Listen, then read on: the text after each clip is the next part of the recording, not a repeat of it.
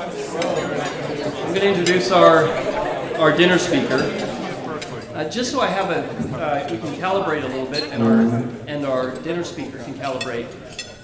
By show of hands, who is reasonably familiar with the activities of OpenAI? Okay, so maybe 50 or 60%. Okay. So for those of you, who have not been following closely, it will be useful for you to know a few things about what's happening there. One of them was this event that happened in February. So in February of this year, OpenAI, which I would say is one of the leading research institutes in machine intelligence, along with DeepMind, Google, and a handful of others, released this GPT-2. And this effectively generated human-like text and resulted in headlines like this one. And one of the interesting characterizations of this reporter when she tried it says, the bottom paragraph here, seeing GPT-2 write one of my articles was a stomach-dropping moment. It turns out I am not the unique genius we seemed I would be, and so on. But I think for many people, whether it's when they see a deep fake, a picture, or there's often people go through a moment where they all of a sudden they get a visceral reaction to something that they feel like it's changed. Steve Jurvetson in his lunch presentation referred to it as that feeling of magic. And that then led to one of the things that I think was so interesting about GPT-2 was not only how well it performed against a number of key benchmarks, but it was also the decision at OpenAI to hold back the models. And there was a sort of a howl of protest by some, because they said, wait a minute, this is OpenAI. The whole raison d'etre of OpenAI is to be open. And now they've just told us that they've developed an AI that can generate this text, but they are holding back the model because they're saying it's dangerous. The reason is they said it potentially poses some threats. You see here, last week the nonprofit research group OpenAI revealed that it had developed a new text generation model that can write coherent, versatile prose given a certain subject matter prompt. However, the organization said it would not be releasing the full algorithm due to safety and security concerns. So they released a sort of a small version of the model rather than the full model. For those that are interested in what exactly it did or it could do, on February 14th, OpenAI announced this feat of machine learning, detailing how its researchers had trained a language model using text from 8 million web pages to predict the next word in a piece of writing. So effectively, it was like all of these, a prediction machine that's predicting the next word. Resulting algorithm, according to the nonprofit, was stunning. It could adapt to the style and content of the conditioning text and demonstrate the feat. OpenAI provided samples of text, and so for example, the researchers fed the generator the following scenario. In a shocking finding, scientists discovered a herd of unicorns living in a remote, previously unexplored valley in the Andes Mountains. Even more surprising to the researchers was the fact that the unicorns spoke perfect English. So that was the prompt. And then the AI wrote the following news article in response. The scientists named the population after the distinctive horn of its unicorn. These four-horned, silver-white unicorns were previously unknown to science. Now, after almost 2 centuries, the mystery of what sparked this odd phenomenon is finally solved by Dr. Jorge Perez, an evolutionary biologist from the University of La Paz, and several companions were exploring the Andes Mountains when they found a small valley with no other animals or humans. Perez noticed that the valley had what appeared to be a natural fountain, surrounded by 2 peaks of rock and silver snow. Perez and the others then ventured further into the valley. By the time we reached the top of one peak, the water looked blue with some crystals on top, said Perez. And so that text was generated by the AI. And so this really sparked, for people who are following this, this became a thing. It became a thing on two dimensions. One, many people were amazed by the capabilities of this text generating model. And at the same time, people were questioning OpenAI's decision to hold back their discovery.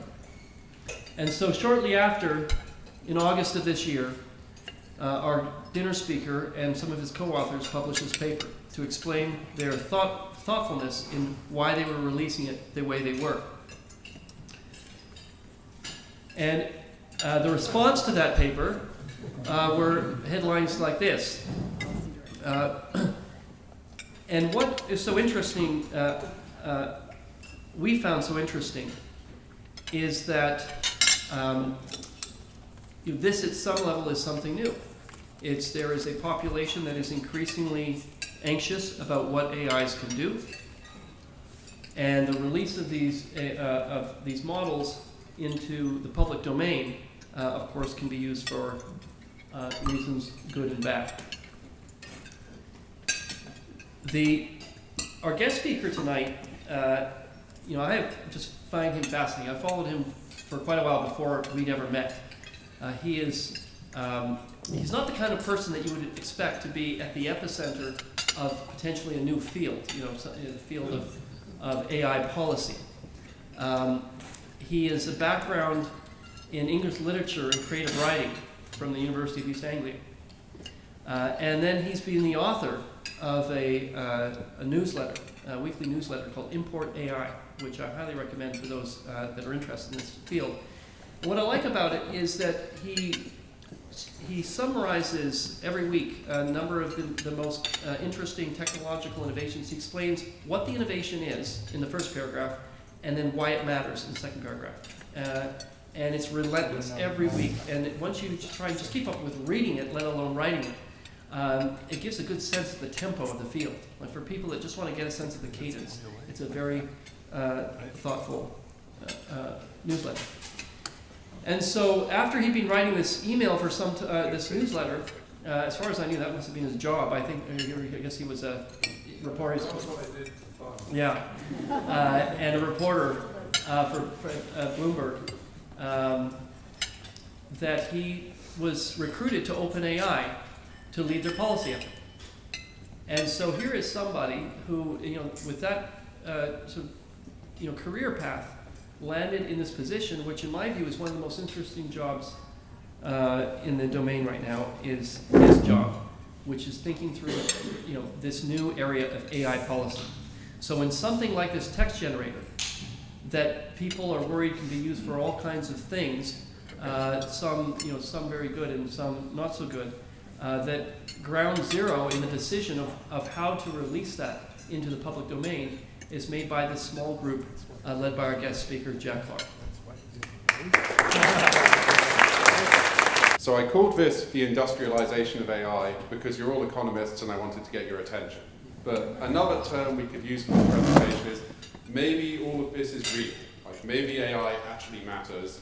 And this presentation is going to lay out why I think it might matter and put that in the context of things we've seen in the amount of computation being invested in increasingly sort of transformative AI applications.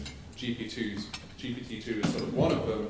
In the second part of the talk, I'm going to talk a bit about GPT-2, which you can think of as kind of a derivative product of a big trend happening in the AI industry, which is this sort of growing amounts of computing data leading to things like this, which do stuff that's kind of interesting.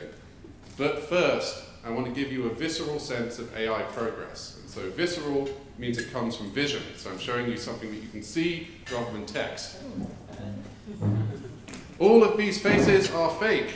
All of these faces are generated synthetically by computers. You're looking at the state-of-the-art advance in synthetic face generation over the years. And the reason why I'm showing you this is that I think that this is actually important. because we have gone from high school grade, cubist, black and white pictures in 2014 to stuff in 2017 that is hard to tell from reality, and in 2018, just like TV, it's going 4K, it's going high resolution. So it's part of this much broader trend of advancement. And the thing which underlies this is data and compute and algorithms, but also the broader maturation of the AI industry. Stuff's getting interesting. So I'll do a very brief introduction about OpenAI, because I think that we exist because we believe that this stuff might matter, it might be real. So our mission, build artificial general intelligence and ensure it benefits all of humanity. So that's a very easy mission to achieve, really, really simple. It will take a short amount of time. I'm kidding, it's going to take an extremely long time. And we define AGI as highly autonomous systems that outperform humans at most economically valuable work. The reason we define it in that way is that it's extremely far in the future from where we are today, but it's also something that we'll know. We'll be able to look at the economy and know if this is happening. And if we had a really, really good technical definition of AGI, we'd be able to build AGI. So this is also our way of defining it in a way that is sort of sensible today.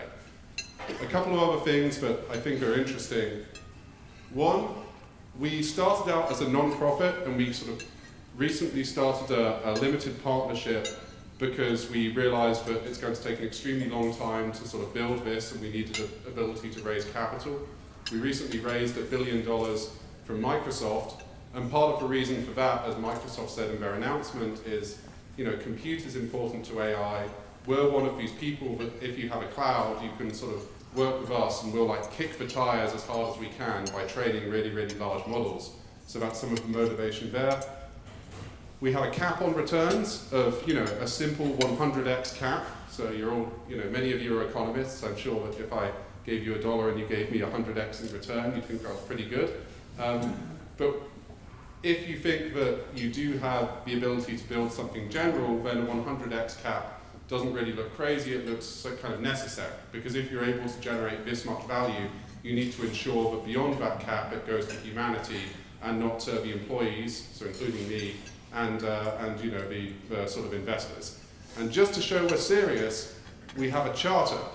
We are governed by the charter. So the OpenAI LP is governed by the board of the OpenAI non-profit, which is governed by the OpenAI charter.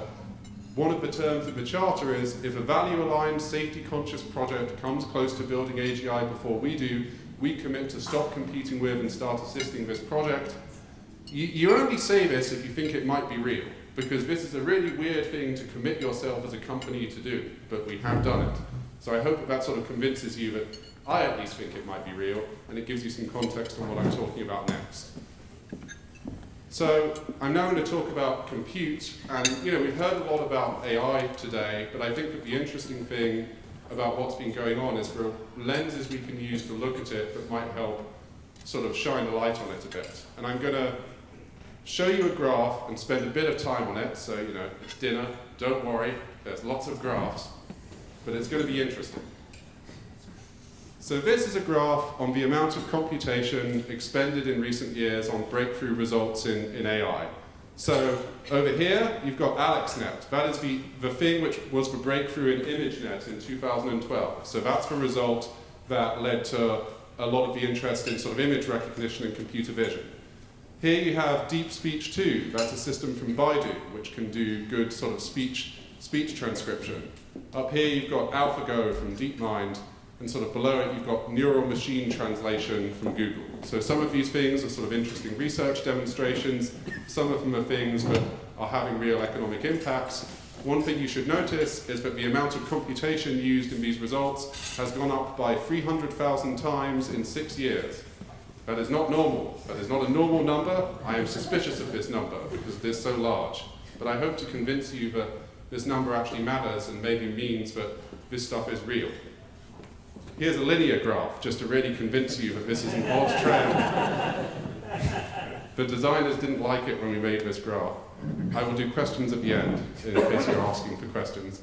But, I'm a skeptical person. I imagine many of you are as well. So I thought 6 years isn't a very long time. we should look at this over a longer period of time, to see if actually we're seeing a fluke or seeing something real. So this is new analysis which hasn't been shown before that we sort of cooked up for this talk. And what it is us looking at this trend of the amount of compute invested in large-scale machine learning results over years prior to this period. Interesting. Look at the red dots. They have decohered from the trend line. The trend line which you're looking at of all of these things is markedly lower. This is markedly higher. I could go on, but I think that this is real. I think that what this shows you is that for years, from the perceptron in 1960, early systems for autonomous driving, TD Gammon, the first reinforcement learning agent, which sort of played a game really nicely, early systems for sort of object recognition, early systems for speech recognition, they're all progressing at a significantly lower rate, which I think is odd and I think is worth spending some time on. Does anyone know what the yellow line might be? Shout it out if you have an inkling. All right, the yellow line is? Moore's law. It's Moore's law, correct. So the interesting thing here is that every 2 years, computers are kind of doubling in power, and you see AI results are kind of not tracking Moore's law, but they're close to it. And then something happens in 2011, 2012, where we completely decohere, and I just don't think this is a fluke. I think that this is real. I think that this is us figuring out how to do interesting things with compute. And to kind of support that analysis, I've got a couple of other data points to show you. But first, let's just note that we look at this across different trends. So these are 3 different speech systems over time, and sort of the trend holds there. We're doing more analysis, but it seems somewhat general and somewhat interesting. Now, another way to look at this, or another way to sort of get the sense of how critical compute is to AI, is to look at what compute infrastructure is doing. So if we look at this graph, what you're seeing is the time it takes people to train a network to do image recognition to completion, to a pre-agreed upon statistical score. And you'll notice that in 2017, it took us about an hour, best in class, to train a system to do really well on image recognition. That number falls dramatically. 2018, it's about sort of 4 minutes or so. January 2019, SenseTime, a Chinese company, came in with a system that did it in 1.5 minutes. So I think that this shows you that we're starting to figure out not only how to sort of use this compute at really large scales, but people are putting this compute to work to sort of develop inferences faster out of the world. And they've found ways to spend money on compute that let them think quickly, ingest new information, rapidly train it, and get to a new conclusion. And just to sort of show you how crazy this trend is, this is a paper that came in a couple of nights ago. People are using 27,000 GPUs at once on the Summit supercomputer, training a single network. That was 2 nights ago. This trend is like unremitting. It's really crazy how significant this is and how consistent this is. Now, a good sort of counter to this is, okay, Jack, you're all spending a lot of money on compute because you're insanely wasteful and you live in Silicon Valley. You might be right on some counts, but I actually think that here you might be wrong, and I'll sort of show you why. This is, again, a new analysis from a colleague of mine, Danny Hernandez at OpenAI.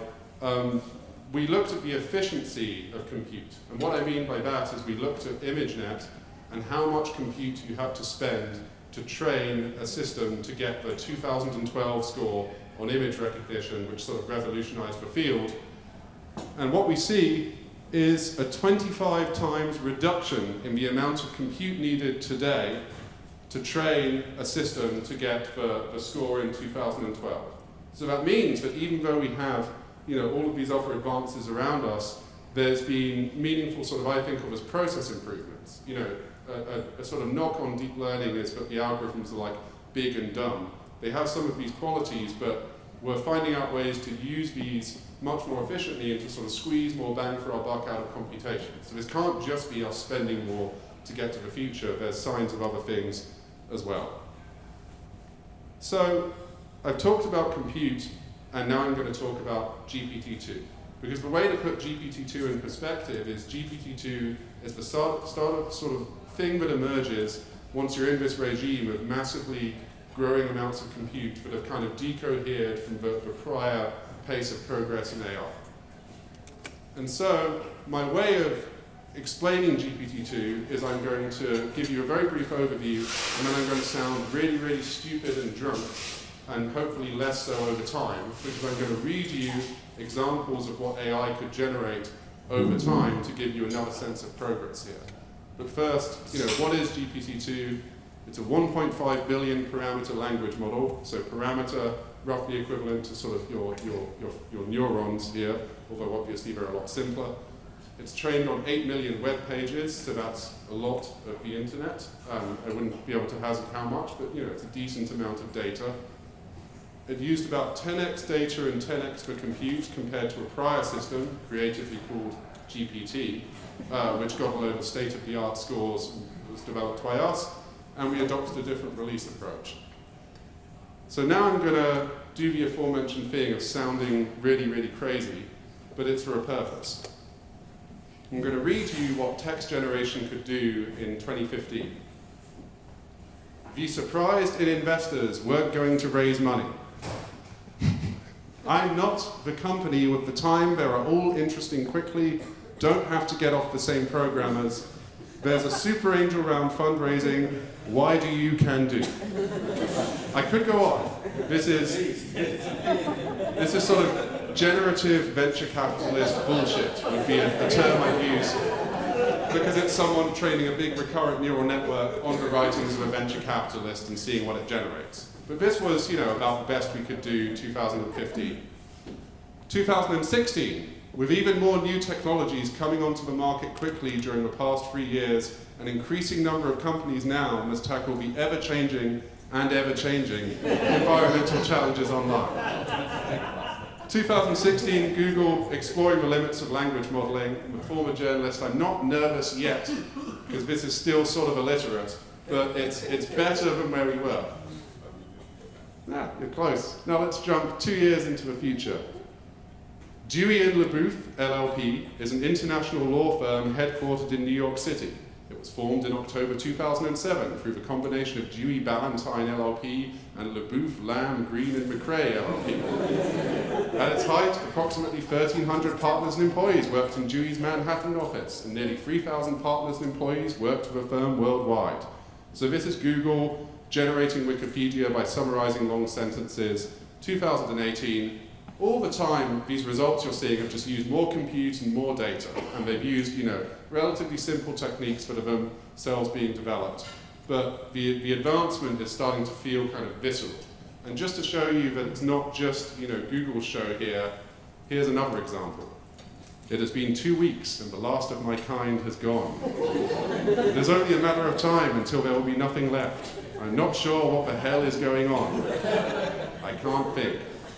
Who here wrote fiction in high school? Right? It's high school fiction. I used to write a lot of this. It's very it's sort of emotional and very serious. But it reads more like bad high school fiction than computer-generated stuff. I think that's how people respond to it. So then, 2019, GPT-2. This is the unicorn example, which we sort of heard earlier, so I won't spend time on it. I will give you another example to give you a sense of it, which I think is kind of interesting. This example, the prompt was written by a friend of mine in the State Department. We were having coffee, and I was like, what the heck do I do about this thing that generates stuff? And he was like, let me try. So he wrote this prompt. A train carriage containing controlled nuclear materials was stolen in Cincinnati today. Its whereabouts are unknown.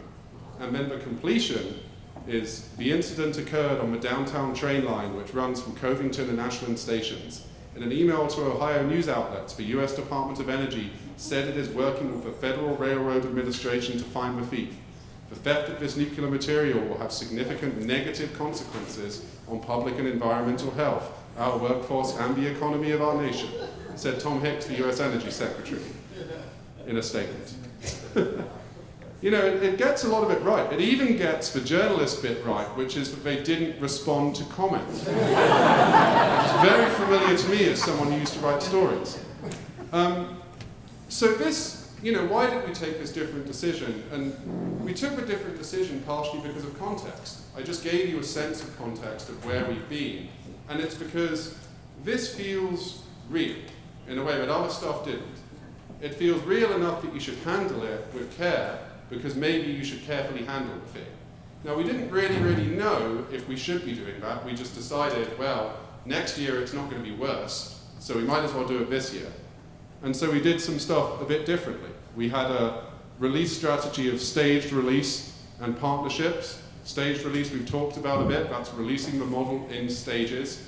And what I mean by stages is we trained 4 variants of the model, different parameter sizes, smaller models, less good text, bigger models, better text. You get the picture.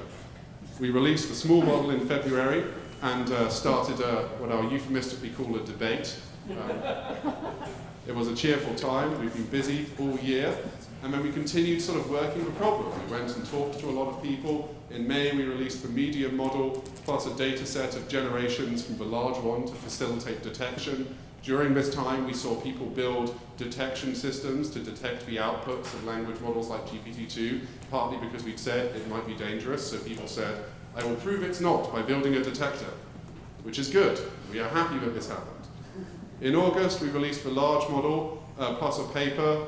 Ariel, who's here, helped out on some of the really crucial, actually, sort of threat modeling and security aspects of that. And, you know, in this paper, we talk about our release strategy. We noted that we saw a lot of mention of the potential for misuse, but we saw very little actual misuse that we could detect, which guided our intuitions. You know, maybe we can release the additional one. And we also helped start a working group in the partnership on AI to think about kind of publication norms, and so that we can have this be a shared conversation.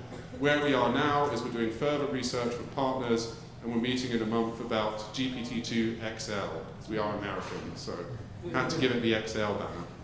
We'll see what we do, but the purpose here is defining something different. You know, why not release stuff differently? And I think that the reason to release stuff differently is that if this stuff is real, we need to get good at treating things differently now, because in a couple of years it'll be really powerful, and you won't be able to just sort of speculatively handle something you would care. You'll need to. The good news, because I figure I should be optimistic after that bit, is we've actually seen loads of positive uses. On the left is a book which was published on Amazon a week ago, partially written by OpenAI's GPT-2. I'm not sure it should be the first author. I imagine the first author, who's a human, did a lot more work than they're accounting for, but you know, their decision. It's an adventure game. I suggest you buy it. It's fun at parties. And on the right-hand side, you have an improv troupe in Los Angeles who performed written entirely by GPT-2 recently. So I think that's cool. It shows us how sort of humans are dealing with this stuff. And so I think GPT-2 suggests we can use contemporary AI systems to study the challenges of the future, because they're evocative of the challenges we'll face. We can understand the opportunities and orient ourselves to meet them. I also think that advanced technology will alter the world economy in fundamentally strategic ways. Most conventional world economic and political figures tend to struggle thinking about the extraordinary capabilities of modern AI as a force multiplier. I'm kidding. I generated that last night using GPT-2. I didn't put in, we think that AI and blockchain can, because I thought that if I mentioned AI and blockchain, you know it was fake. But you get the picture. I thought that I'd sort of do this to demonstrate how you can slip it into text and everyone kind of nods along. It's computer generated. Now finally, I'm going to give you a sort of a suggestion or a flavor of generality. And what I mean by generality is I'm not making claims about AGI. I just want to give you a sense of what people in machine learning might mean when they say stuff has more general properties. And maybe this gives you a way to think about it. So this is a set of different capabilities that GPT-2 has. Reading comprehension, translation, summarization, question answering. Its abilities emerge at scale. The larger models seem to display better capabilities. But GPT-2 was never trained to do translation, right? It was never trained to do summarization. It's just that there's a lot of stuff on the internet where people write a sentence in English and then someone says, here's the French translation. And in an unsupervised way, it picks that up. There's a lot of stuff on the internet where people write something and someone comments and says TLDR semicolon and writes an abbreviation. So it learns summarization as a sort of derivative of just what's on the internet. And I think that this actually matters a lot in terms of the culpability of AI developers, because we didn't know it could do this, which kind of suggests that as we train really, really large models in the future, we should expect them to continue to have capabilities which we ourselves need to discover through testing after we've trained them. Do you see the problem yet? This is not like building a car, it's like building a car that can speak Spanish, except you never asked it to. That's an odd thing, and I actually think that this is a massive intuition-breaking thing that we sort of need to get ready for. And I guess the thing which I'd sort of leave you with is the notion that, if this compute growth is real, and if things like this are the derivative of it, then we should expect to be surprised, and we should be ready to be surprised. Surprising things will continue to happen in this domain because of the growth in compute. And I don't think this is an outlier. I think this is basically a taste of things to come. And so I'll finish with a very quick advertisement. You can email me. I expect lots of Q&A, but you can also always email me. You can identify as a nerd and subscribe to my newsletter. I'm a nerd. There are lots of us. And you can read more about OpenAI at the blog openai.com. Thanks very much.